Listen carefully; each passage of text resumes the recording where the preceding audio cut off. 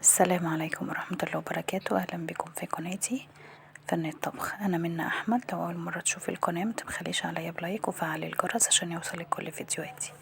النهاردة إن شاء الله هعمل لكم مربى الجزر بالبرتقال، وطعمها جميل ومفيهاش أي مرارة. زي ما انتي شايفة كده القوام تقيل، وانتي تقدري برضو تتحكمي في القوام إذا كنتي عاوزاه خفيف قوي ولا تقيل.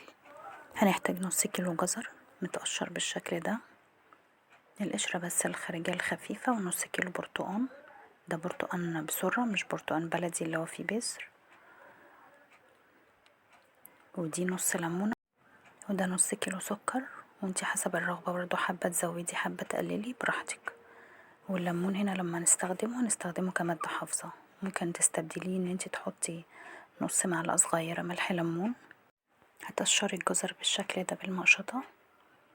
طبعا من قبل كده هتكوني غسلهم كويس، الجزر غسله كذا مرة لغاية ما ينضف خالص هو والبرتقان. هتشيلي اي حاجة في الجزر مش مرغوب فيها، وبعد كده هتبتدي ان انتي تبشريه. وانا بشرته هنا في المبشرة، انا خليته خشن، لو انتي حابة تنعميه شوية عن كده براحتك. هخلص بقى الكمية كلها.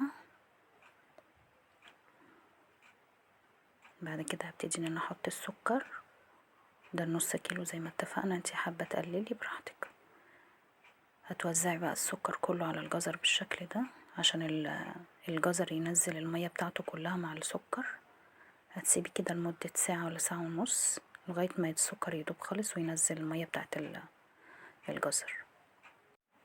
هسيبه بقى قبل ما ينزل ميته. هحط البرتقان كده زي ما هو سليم عشان خاطر ياخد غلوتين وينزل المرارة بتاعته كلها في المية. مية من الحنفية عادي ومش هضيف فيها اي حاجة. هيغلي بالشكل ده. هو اخد كده غلوتين، شايفة المية كده اصفرت بالشكل ده. هو كده نزل المرارة بتاعته كلها. هشيله بقى واصفيه كده. المية دي خلاص كده انا هتخلص منها وهرميها. لو انتي حابة تستخدميها ممكن تحطيها في بخاخ وتحطي عليها ربع كوباية خل وتطهري بيها الرخامة بتاعة المطبخ او اي حاجة. هبتدي ان انا اقطع البرتقال بالشكل ده عشان خاطر هفرمه في الكبة، هيبقى يعني فرم ناعم.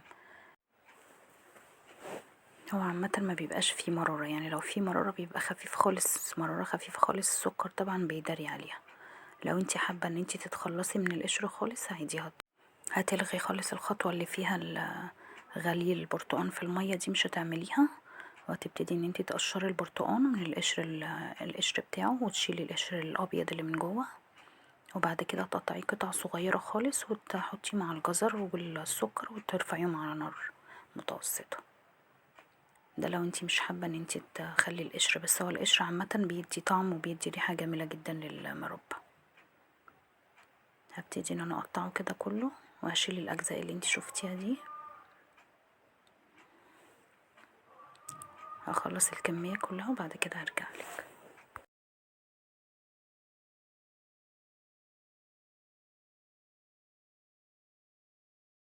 هنا انا برضو حبيت اوريكي لو حبيتي تقطعي بالشكل الصغير ده، لو ما عندكيش كبة زي ما انتي شايفة كده بتقطعي قطع صغيرة.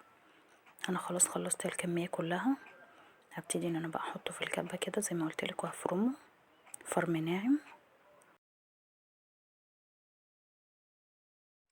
انا خلاص اهو نعمته بالشكل ده زي ما انتي شايفة، والجزر المفروض خلاص نزل ميته والسكر داب خالص. هبتدي بقى اضيفهم على بعض واضيف عليهم عصرة الليمون. انا طبعا كنت شايلة البذر خالص من الليمونة، شايلة بالسكينة طبعا عشان كده واثقة وبعصره بقلب جامد. هقلبهم بقى مع بعض كويس بالشكل ده، وارفعهم على نار متوسطة، يعني ولا عالية اوي ولا واطية اوي، لمجرد بس ان المكونات كلها تغلي مع بعض. وبعد كده ههدي النار خالص وتغلي بقى مع نفسها. بس طبعا كل شوية هتبصي عليها عشان خاطر ما تلزقش من تحت وتتحرق. هتقعدي تقلبي فيها كده كل دقيقتين ولا كل 5 دقايق تبصي عليها تقلبيها عشان خاطر طبعا ما تلزقش منك. انا هسيبها تغلي وبعد كده هرجعلك تاني لما تغلي اوريهالك. وهنا كده اما غليت وعدى عليها يعني تقريبا كده من ساعة لساعة ونص.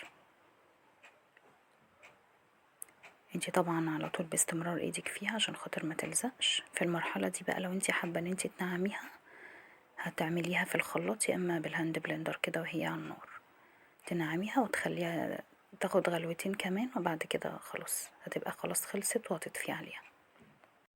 انا عشان حابة القوام بتاعها ده فانا مش هضربها، عشان حابة ان انا احس بطعم الجزر فيها. انا خلاص كده خلصتها، هطفي عليها. انا طبعا سبتها بردت وبعد كده حطيتها في البطرمان ومعقمة طبعا. بتعقمي تحطيه في مية مغلية لمدة 5 دقايق كده او 10 دقايق، وبعد كده هتبتدي ان انتي تصفيه.